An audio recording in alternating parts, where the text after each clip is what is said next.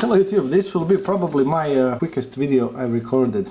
Anyway, what I have in front of me is this Sapphire card, which has a faulty fan. Now it spins but it wobbles, and GPU overheats, and well, it blocks the computer. Anyway, this is something I got from Sapphire itself. Sapphire denied warranty, customer induced damage, PCB damage.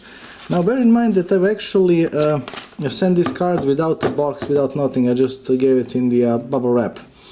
So let me show you what is the customer induced damage, and this is the reason my fan stopped working, I guess.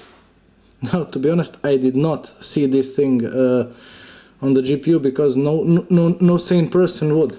So maybe this is just a quick warning not to buy GPUs from Sapphire, because Sapphire equals shit. So I actually bought shitload of fans. These are for IBMs and these are for Sapphires, and these fans, they cost around 15 bucks on eBay. So yeah, this is the customer induced damage, and because of this damage the GPU is not functioning properly. Well, anyway, so much from me this time, and I wanted to say a lot of things, a lot of nasty things, and I'm not going to. Fuck it. Fuck you, Sapphire. Fuck you.